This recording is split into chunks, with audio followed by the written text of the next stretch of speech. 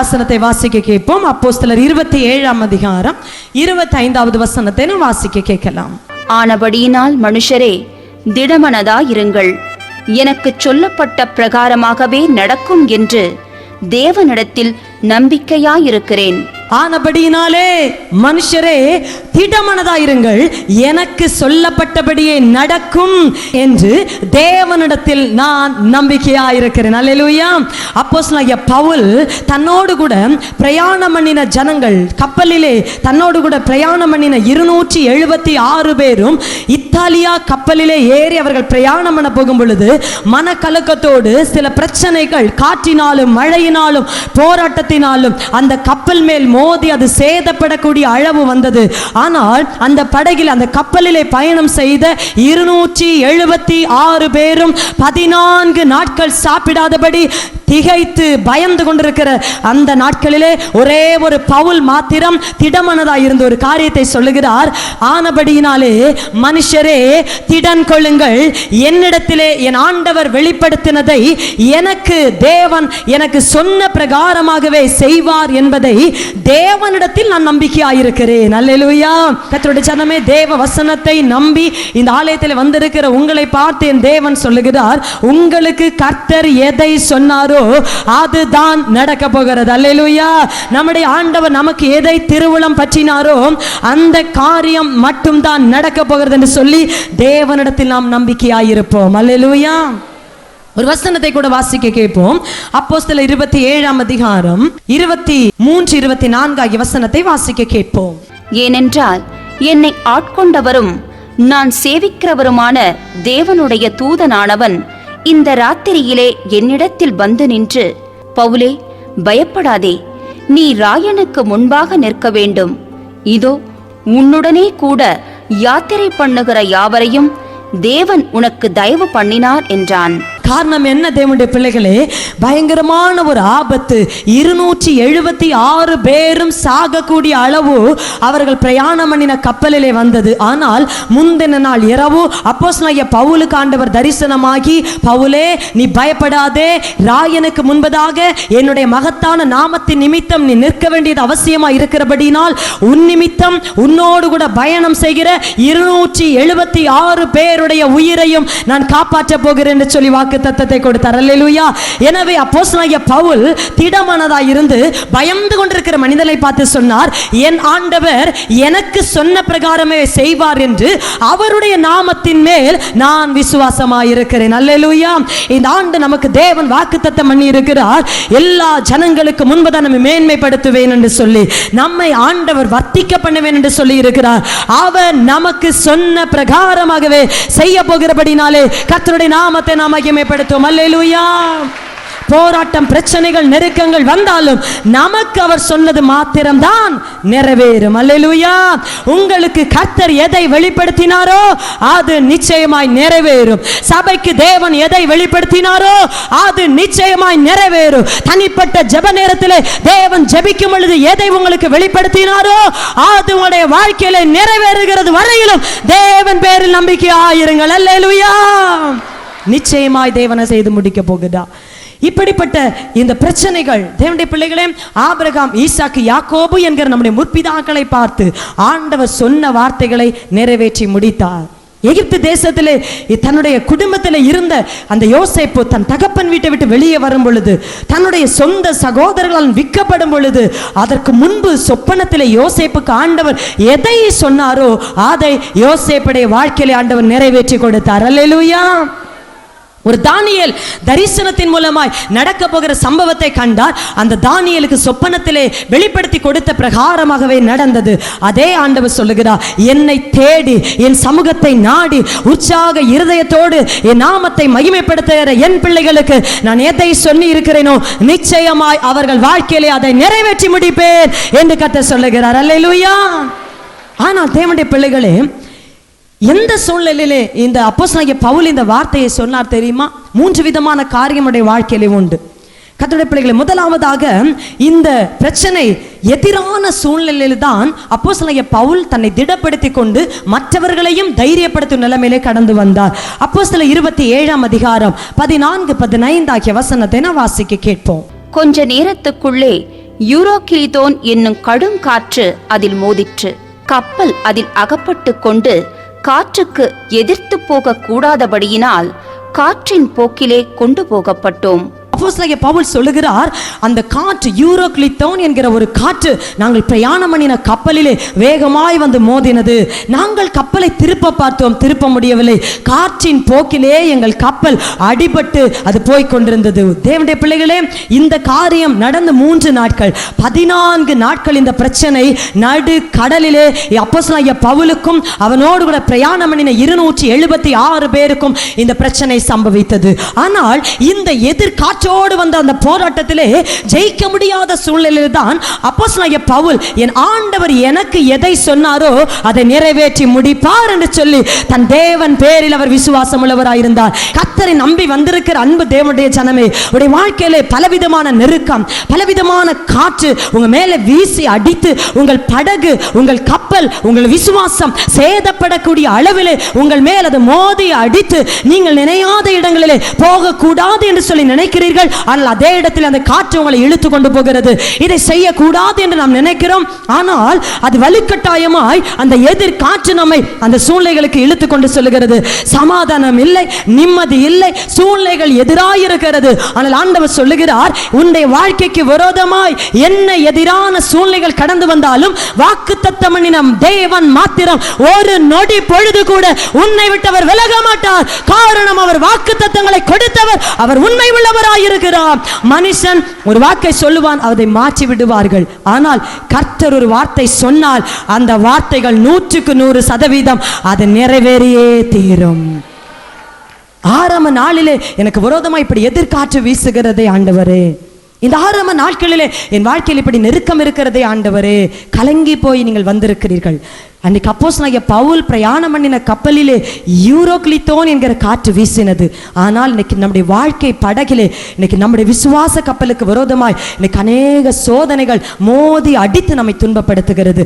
ஆனாலும் இந்த சூழ்நிலைகள் நடுவிலே ஆண்டவர்களை பார்த்து சொல்லுகிறார், ஒரு வாக்கை நான் கொடுத்திருக்கிறேன், நீ அதை மறந்து போகாதே, அதை தான் நிறைவேற்றி கொடுப்பேன். மகன் 2 வயது இருக்கும் பொழுது என் கணவருக்கு பயங்கரமான அந்த கொடிய விபத்து வந்தது. எல்லாரும் சொன்னார்கள், இவர் மரித்து விடுவார். மருத்துவர் சொன்னார், இனி இவருக்கு உயிர் கிடைக்காது என்று சொன்னார்கள். அநேக தீர்க்கதரிசிகள் வந்து சொன்னார்கள், கர்த்தர் என்னோடு பேசிவிட்டார், உன் கணவருடைய ஜீவன் போய்விடும் என்று எனக்கு தீர்க்க தரிசனம் சொன்னவர்கள் ஊழியக்காரிகள் உண்டு. ஆனால் அந்த மருத்துவமனையிலே இருந்து கொண்டு ஒருவேளை தேவனுடைய பிள்ளைகளை ஜெபிக்க என்னால் முடியவில்லை, சமாதானமாய் என் இருதயத்தில் இருக்க முடியவில்லை. அந்த சூழ்நிலையிலே ஒரே ஒரு காரியத்தை மட்டும்தான் நினைத்தேன். 16வது வயது என்னை ஊழியத்துக்கு அழைக்கும் பொழுது என் தேவன் எனக்கு கொடுத்த அந்த வாக்குத்தத்த வசனத்தை மட்டும்தான் நினைத்தேன். எனக்குள்ள ஒரு நம்பிக்கை இருந்தது, வாக்கு கொடுத்த ஆண்டவர் அதை நிறைவேற்றி முடிப்பார். அல்லேலூயா. எத்தனை பேர் தீர்க்க தரிசனம் சொன்னால் என்ன, எத்தனை பேர் விரோதமாய் எழும்பினான் என்ன, நம்முடைய தேவன் நமக்கு சொன்னதை நிச்சயமாய் நிறைவேற்றி முடிப்பார். அல்லேலூயா. அவர் நமக்கு சொன்னதான் நிறைவேறுமே தவிர இன்னொருவர் நமக்கு சொல்லுவது ஒரு நாளும் நிறைவேறாது. அல்லேலூயா. நமக்கு சொன்னதை அவர் நிறைவேற்றி முடிப்பார். ஆனா தேவனுடைய ஜனமே, சோதோம் கொமோரா பட்டணத்தை ஒரு லோத்து தெரிந்தெடுக்கும் பொழுது அந்த பட்டணம், அந்த லோத்துவின் கண்ணுக்கு அது அதிசயமா இருந்தது. அந்த பட்டணம் அது செல்வ செழிப்பாய் இருந்தது. ஆனால் அப்படிப்பட்ட சூழ்நிலை சோதோம் கொமோரா பட்டணத்துக்கு உள்ள போன பிறகுதான் லோத்துக்கு தெரிந்தது, இந்த இடம் நான் ஆசைப்பட்டது போல பட்ட பிரகாசமுள்ள நிலம் அல்ல, இந்த தேசத்து குடிகள் தேவனுக்கு பயப்படுகிறவர்களும் அல்ல என்று சொல்லி உள்ள போன பிறகுதான் அந்த லோத்து அதை கண்டு கொண்டான். ஆனாலும் தேவனுடைய பிள்ளைகளே, அந்த எதிரான சூழ்நிலையிலே தன் இருதயத்திலே அவன் பாதிக்கப்பட்டான். காரணம் என்ன? ஒரு வசனத்தை நான் வாசிக்க கேட்கலாம். 2 பேதுரு 2ஆம் அதிகாரம் 6 முதல் வாசிக்க கேட்போம்.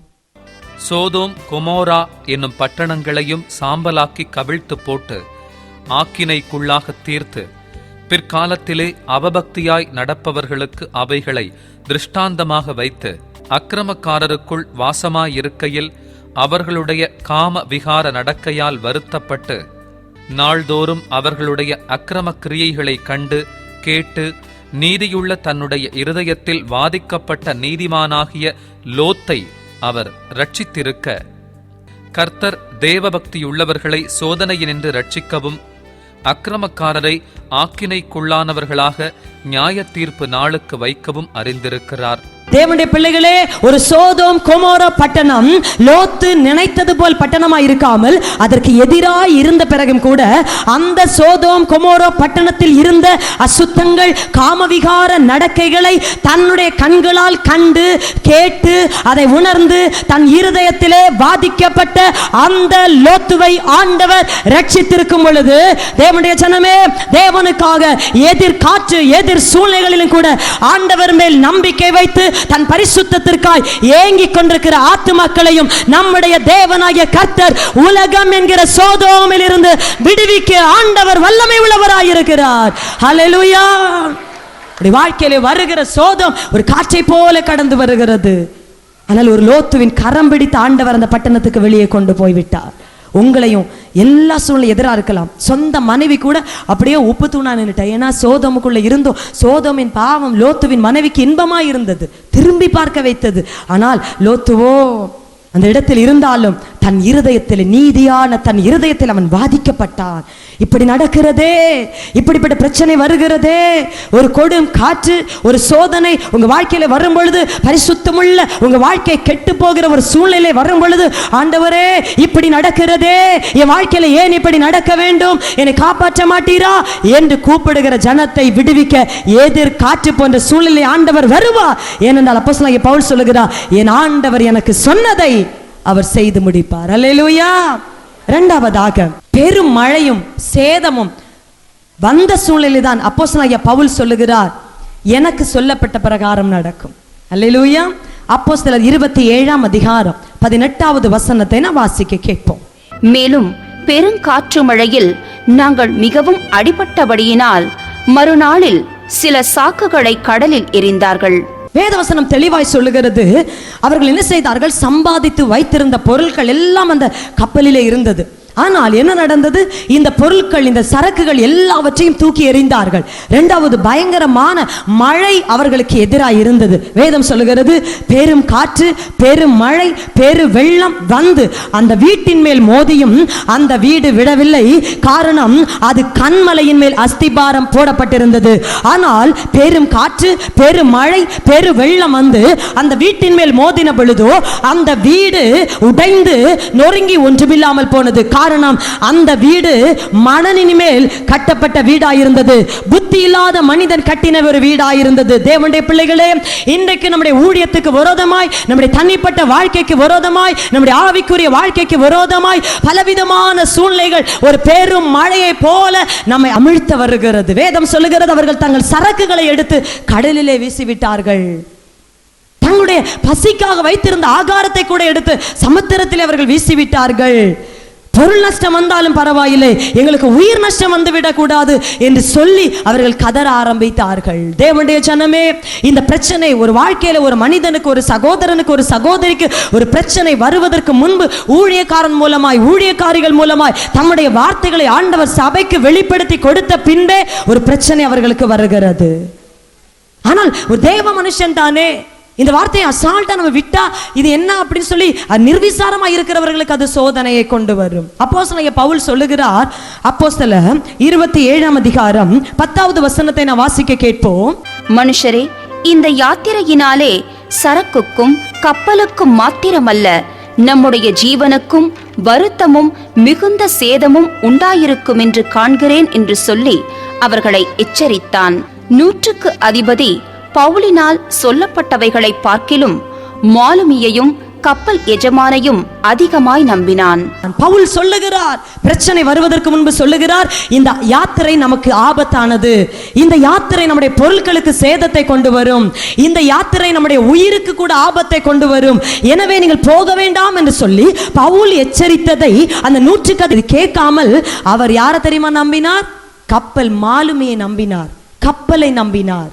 தேவனுடைய ஜனமே, ஆண்டவர் எதற்காய் தம்முடைய ஊழியக்கார் மூலமா ஒரு காரியத்தை சொல்லுகிறார் என்று சொன்னார், பிரச்சனை வரப்போகிறது, நீ எச்சரிப்பாய் நடந்து கொள். ஒரு போராட்டம் வரப்போகிறது, எச்சரிப்பாய் இருந்து கொள். அழுது ஜபியுங்கள் என்று சொல்லி ஒரு போதகர் உங்களுக்கு போதித்தால் நீங்கள் வெளியிலே அழக்கூடிய ஒரு சம்பவம் நடக்க போகிறது. எனவே சபைக்குள்ளே நீங்கள் அழுது அந்த சோதனைக்காக அதில் தப்பி செல்லும் வழி ஆண்டவரத்தில் கேளுங்கள் என்று சொல்லிதான் ஆண்டவர் சபைக்கு பேசுகிறார். ஆனால் 100க்கு அதிபதி மாலுமியை நம்பின அளவு கூட தேவ ஊழியனை நம்பவில்லை. ஒரு கப்பலை நம்பின அளவுக்கு கூட தேவனுடைய மனுஷனை நம்பவில்லை. ஆபத்து வந்த பிறகு அவர்கள் கலங்குகிறார்கள். ஆயினும் ஆண்டவர் அவர்களை காப்பாற்றினார். காரணம், தன்னுடைய ஊழியக்காரன் அந்த கப்பலிலே இருந்த ஒரே ஒரு காரணம். தேவனுடைய ஜனமே, எத்தனையோ பேருக்காய் நீங்கள் ஜெபிக்கிறீர்கள், எத்தனையோ பேருக்காய் நீங்கள் அழுகிறீர்கள். ஆனால் உங்களுடைய வார்த்தைக்கோ உங்கள் ஜெபத்திற்கோ ஒரு விலை இல்லாதபடி அவமானமாய் அவர்கள் நினைக்கிறார்கள். இன்று வரையிலும் நீ அவமானப்படுத்தப்பட்டிருந்தும் உன் குடும்பத்தை அவர் காப்பாற்றுவதற்கு நோக்கம் உண்டு. அந்த குடும்பத்திலே சகோதரி அபிஷேகம் பெற்றப்பட்ட நீ அங்கு இருப்பதுதான் அதற்கு காரணம். அன்பு சகோதரனே, அபிஷேகம் பண்ணப்பட்ட நீங்கள் உங்க வீட்டுக்குள் இருப்பதுதான் உங்க வீட்டுக்குள்ள பிரச்சனை இன்னைக்கு ஆண்டவர் தடுத்து கொண்டிருக்கிறார். அதற்காக தான் ஆண்டவனுக்கு பேசிக் கொண்டிருக்கிறார். ஒரு போராட்டம் வருவதற்கு முன்பு அவர் உணர்த்துகிறார், இப்படிப்பட்ட சூழ்நிலைகள் வரப்போகிறது, எச்சரிப்பாயிருங்கள். ஆண்டவர் சொல்லுகிறார், பெரும் காற்று, பெரும் மழை, ஒரு கப்பல் சேதம், ஒரு பிராண சேதம், நம்முடைய வாழ்க்கையில வர சத்துரு பல சூழ்ச்சிகளை செய்து கொண்டிருக்கிறார். இதற்கு ஒரே ஒரு தீர்வு, ஜெபம். தேவ சன்னிதானத்திலே கடந்த வருஷம் இருந்ததை விட எந்த ஒரு மனுஷன் அதிகமாய் கர்த்தருடைய சமூகத்திலே காத்திருக்கிறார்களோ அப்படிப்பட்டவர்கள் சேதத்துக்கு தப்புவார்கள். மற்ற ஒருவராலும் இனி வரப்போகிற சேதத்துக்கு தப்ப முடியாது. அல்லேலூயா. உங்கள் குறிக்கோளை சாத்தான் மாற்றிக் கொண்டிருக்கிறான். எடுக்கிற முடிவை அவன் மாற்றிக் கொண்டிருக்கிறான். உத்தமத்தை அவன் மாற்றிக் கொண்டிருக்கிறான். உலகத்தின் கிரியைகளை காட்டி உங்களை ஏமாற்றிக் கொண்டிருக்கிறான். வஞ்சிக்கப்படாதிருங்கள். உங்கள் குறிக்கோள் பரிசுத்தத்தை நோக்கி இருக்கட்டும். உங்கள் குறிக்கோள், உங்கள் எண்ணம் தேவனை நோக்கி இருப்பதாக. அப்படி வளரும் பொழுது தேவன் உங்களை மேன்மைப்படுத்துவார். தேவனுடைய பிள்ளைகளே, இந்த சூழ்நிலையிலே பவுல் சொல்லுகிறார், என்னதான் மழை வந்தாலும் சரி, என்னதான் என்னுடைய பொருட்களுக்கு சேதம் வந்தாலும் சரி, என் ஆண்டவர் எனக்கு சொன்ன பிரகாரமே அவர் செய்து முடிப்பார். அல்லேலூயா. எதிரான சூழ்நிலை இருக்கலாம், போராட்டம் இருக்கலாம், சேதம் வரலாம், பயப்படாதிருங்கள். ஆண்டவர் நமக்கு சொன்னதுதான் செய்து முடிப்பார். உடைய வாழ்க்கையில் பிரச்சனை மாறும். ஏசாயா 54 அதிகாரம் 2 முதல் வாசிக்க கேட்போம். உன் கூடாரத்தின் இடத்தை விசாலமாக்கு, உன் வாசஸ்தலங்களின் திரைகள் விரிவாகட்டும். தடை செய்யாதே, உன் கயிறுகளை நீளமாக்கி உன் முளைகளை உறுதிப்படுத்து. நீ வலது புறத்திலும் இடது புறத்திலும் இடங்கொண்டு பெருகுவாய். உன் சந்ததியார் ஜாதிகளை சுதந்தரித்துக் கொண்டு பாழாய் கிடந்த பட்டணங்களை குடியேற்றுவிப்பார்கள். வசனம் சொல்லுகிறது, உன் கூடாரத்தின் அந்த இடத்தை நீ விசாலப்படுத்து. எந்தெந்த இடங்கள் குறைவா இருக்கிறதோ விசுவாசத்தோடு அதை விசாலப்படுத்து. காரணம், அதை நிரப்புகிற தேவன் உங்களோடு கூட இருக்கிறார். எதிராய் மழை வருகிறது, சேதம் வருகிறது. ஆண்டவர் சொல்லுகிறார், உன்னை நான் வர்த்திக்க பண்ண போகிறேன். உன்னுடைய நன்மைகள் அது விரிவாக போகிறது. உன் கூடாரத்தின் இடத்தை நீ விசாலமாக்கு. அல்லேலூயா. உன்னுடைய நம்பிக்கையினுடைய எல்லைகள் விரிவாகட்டும். உன் விசுவாசம் பெரிதாகட்டும். காரணம், கடந்த நாட்கள் நடக்காத சம்பவங்களை சகோதரி உன்னை கொண்டு ஆண்டவர் செய்து முடிப்பார். சகோதரனே, உங்களை கொண்டு என் ஆண்டவர் செய்து முடிப்பார். உங்கள் கிராமத்தை, உங்கள் தேசத்தை அசைக்கக்கூடிய ஒரு வல்லமையை பரிசுத்த ஆவியானவர் தம்முடைய வல்லமையினாலே ஊற்றி இருக்கிறார். அல்லேலூயா. அவர் செய்து முடிப்பார். வாசிக்க கேட்போம். நீ வலது புறத்திலும் இடது புறத்திலும் இடங்கொண்டு பெருகுவாய். உன் சந்ததியார் ஜாதிகளை சுதந்தரித்துக் கொண்டு பாழாய் கிடந்த பட்டணங்களை குடியேற்றுவிப்பார்கள். பயப்படாதே, நீ வெட்கப்படுவதில்லை. நாணாதே, நீ லட்சையடைவதில்லை. உன் வாலிபத்தின் வெட்கத்தை நீ மறந்து உன் விதவையிருப்பின் நிந்தையை இனி நினையாதிருப்பாய். மழை வருகிறதே, நஷ்டம் வருகிறதே, இந்த சூழ்நிலையில நிற்க முடியுமா ஆண்டவரே? ஆண்டவர் சொல்லுகிறார், சேதம் வந்தாலும், பொருளுக்கு ஒரு சேதம், சில காரியத்துக்கு ஒரு சின்ன சின்ன காரியத்தை இன்னைக்கு நீங்கள் அனுபவித்துக் கொண்டிருக்கிறீர்கள். ஆனாலும் என் ஆண்டவர் அப்போஸ்தலனாகிய பவுலுக்கு எதை சொன்னாரோ அந்த பிரகாரமாகவே செய்தார். நம்முடைய தேவன் நமக்கு சொன்ன பிரகாரமாகவே செய்வார். சகோதரனே, வெளிநாட்டுக்கு போகும்படி நீங்கள் முயற்சி எடுக்கிறீர்கள், அநேக பணங்களை நீங்கள் கொடுத்திருக்கிறீர்கள். ஆனால் அதில் ஒரு தாமதம், அதிலே ஒரு தடை. ஆனால் ஆண்டவர் சொல்லுகிறார், உனக்கு நான் போவேன், உன்னை அனுப்புவேன் என்று கட்டளையிட்டேன், நிச்சயமாக உனக்கு அதை செய்து முடிப்பேன் என்று கர்த்தர் சொல்லுகிறார். அல்லேலூயா. அதில் ஒரு தடை வருவது இல்லை. தேவன் அதை செய்து முடிப்பார். ஆண்டவரே, என் பிள்ளைகளுடைய படிப்பு காரியத்தில் ஒரு ஜெயம் இல்லாமல் இருக்கிறதே, ஆண்டவர் சொல்லுகிறார், உன் பிள்ளைகள் கர்த்தரால் போதிக்கப்பட்டு இருப்பார்கள், உன் பிள்ளைகளின் சமாதானம் பெரிதாம் இருக்கும் என்று சொல்லி என் ஆண்டவர் சொன்ன பிரகாரம் உன் பிள்ளைகளை ஆண்டவர் ஆசீர்வதிப்பார். எல்லா சூழ்நிலைகளிலும் ஒரு அதிசயத்தை நாம் காண்போம். ஆனால் நம்முடைய வாழ்க்கையில் எதிர்காற்று வர வர வாக்குத்தத்தம் பண்ணின கர்த்தரையே நாம் நோக்கி பார்ப்போம். ஒருவேளை உலகத்தின் சூழ்நிலைகளுக்கு எதிராக இருந்தாலும் கர்த்தர் நமக்கு ஆதரவா இருக்கிறார், கர்த்தர் நம்முடைய பட்சத்திலே இருக்கிறார். அவர் ஒருபொழுது நம்மை கைவிடுவதே இல்லை. அல்லேலூயா. என் ஆண்டவராகிய தேவனுடைய கை எல்லா நேரத்திலும் கூட இருக்கும். தேவனுடைய கரம் எல்லாவற்றையும் நமக்காய் செய்து முடிக்கிறதா இருக்கிறது. 100க்கு 100 அவரை நாம் சார்ந்திருந்தால் மட்டுமே நம்முடைய வாழ்க்கையில் அதிசயம் நடக்கும். பயப்பட மாட்டேன், நான் பயப்பட மாட்டேன், பயப்பட மாட்டேன், நான் பயப்பட மாட்டேன். இயேசு என்னோடு இருப்பதனால், இயேசு என்னோடு இருப்பதனால் பயப்பட மாட்டேன், நான் பயப்பட மாட்டேன், நான் பயப்பட மாட்டேன். இயேசு என்னோடு இருப்பதனால், இயேசு என்னோடு இருப்பதனால் காற்று வீசட்டும், கடல் பொங்கட்டும், காற்று வீசட்டும், கடல் பொங்கட்டும், எனது நங்கூரம் இயேசு இருக்கிறார், எனது நங்கூரம் இயேசு இருக்கிறார்.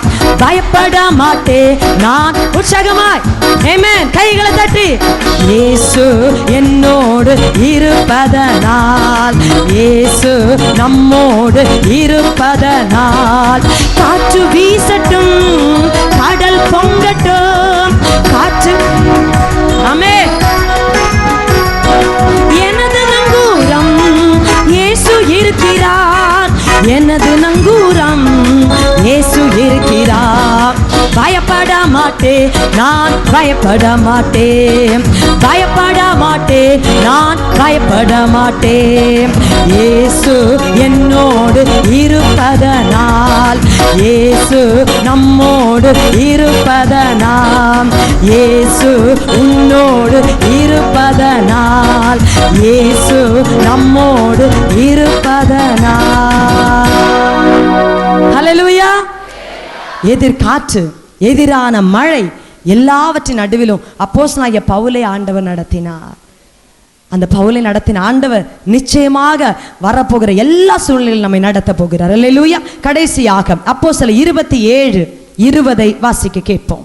அநேக நாளாய் சூரியனாவது நட்சத்திரங்களாவது காணப்படாமல் மிகுந்த பெரும் காற்று மழையும் அடித்துக் கொண்டிருந்தபடியினால் இனி தப்பி பிழைப்போம் என்னும் நம்பிக்கை முழுமையும் அற்றுப்போயிற்று. 14 நாட்களாக பெரும் காற்று, பெரும் மழை, பயங்கரமான அது அலசடிப்பட்டு சமுத்திரத்திலே கொந்தளிப்பு, இது நிமித்தமாய் தப்பி பிழைப்போம் என்கிற நம்பிக்கை அற்று போயிற்று. அல்லேலூயா. இப்படிப்பட்ட நிலைமையிலே இருந்த பிறகும் அப்போஸ்தலனாகிய பவுல் தன்னுடைய நாவினாலே சொல்லுகிறார், ஆனபடியினால் மனுஷரே திடமனதாயிருங்கள், எனக்கு சொல்லப்பட்ட பிரகாரமாகவே நடக்கும் என்று தேவனில் நான் நம்பிக்கையாயிருக்கிறேன். தப்பி பிழைப்போம் என்கிற ஒரு கடுகளவு கூட நம்பிக்கை அவனுக்கு இல்லை. அப்படிப்பட்ட சூழ்நிலையும் அப்போஸ்தலனாகிய பவுலுக்கு மட்டும் 276 பேருக்கு இல்லாத ஒரு நம்பிக்கை ஒரு பவுலுக்கு இருந்தது. அந்த பவுலுடைய நம்பிக்கை அந்த பயங்கரமான சேதத்தில் இருந்து ஒரு தீவிலை போய் அவர்களை விழ வைத்து 276 பேரையும் முழுமையாய் உயிரோடு காப்பாற்ற என் ஆண்டவராகிய தேவன் உதவி செய்தார். அல்லேலூயா. அந்த ஆண்டவர் சொல்லுகிறார், ஆண்டவரை இருக்கிற சூழ்நிலையை பார்த்தா தப்பி பிழைப்போங்கிற ஒரு நம்பிக்கை எனக்கு இல்லையா ஆண்டவரே. இருக்கிற சூழ்நிலையை பார்த்தா என் குடும்பத்தில் இனி ஒரு அதிசயம் நடக்குமாங்கிற நம்பிக்கை இல்லை ஆண்டவரே. இருக்கிற சூழ்நிலையை பார்த்தா எனக்கு ஒரு வேலை இனி கிடைக்குமா என்ற நம்பிக்கை இல்லை ஆண்டவரே. இப்படிப்பட்ட நிலைமையில் நீங்கள் இருக்கலாம். ஒருவேளை சூழ்நிலை உனக்கு எதிராக இருக்கலாம், உனக்கு விரோதமாய் உன்னுடைய எல்லா மனிதர்களையும் எதிராக இருக்கலாம். ஆனால் கர்த்தருடைய பிள்ளைகளே, தப்பி பிழைப்போம் என்கிற நம்பிக்கை அற்றுப்போன நிலைமையிலே அப்போஸ்தலனாகிய பவுலையும் அந்த கப்பலிலே பிரயாணம் பண்ணின 276 பேரையும் காப்பாற்றின ஆண்டவர் சொல்லுகிறார், சாதகமே இல்லாத இடத்திலிருந்து உனக்காக ஒரு வழியை பரிசுத்த ஆவியானவர் இந்த நாளில் அவர் திறக்க போகிறார். உனக்கு முன்பதாய் ஒரு இரும்பு கதவு இனி அடைக்கப்பட்டு இருப்பது இல்லை, ஒரு வெண்கல பூட்டு உங்களுக்கு முன்பதாய் இருப்பது இல்லை. ஆண்டவருடைய வசனம் என்ன சொல்லுகிறது? நீ காற்றை காண மாட்டாய், மழையை காண மாட்டாய், ஆயினும் பள்ளத்தாக்கு நீரூற்றால் நிரப்பப்படும். அதை சொல்லுகிறவர்கள் பள்ளத்தாக்கை நிரப்புகிற தேவனாயிருக்கிறார். இத்தனை வருடம் சும்மா இருந்தேன், இனி எனக்கு பழையது போல ஒரு மேன்மை கிடைக்குமா? எசேக்கியேல் 36:11 வசனம் சொல்லுகிறது, முந்தின சீரை பார்க்கிலும் உங்களுக்கு நான் நற்சீரை உண்டாக்கி நான் கர்த்தர் என்பதை நிரூபிப்பேன். அல்லேலூயா. சொல்லுவார். அவர் சொல்லுகிறார், நான் அதை செஞ்சு முடிப்பேன். எதிரான சூழ்நிலை.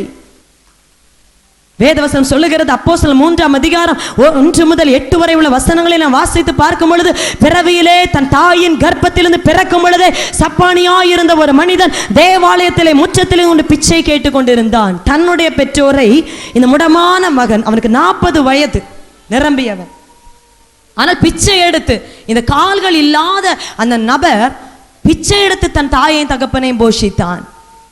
அப்படிப்பட்ட மகனை பேதுரு கண்டார் தேவாலயத்திலே வைத்து.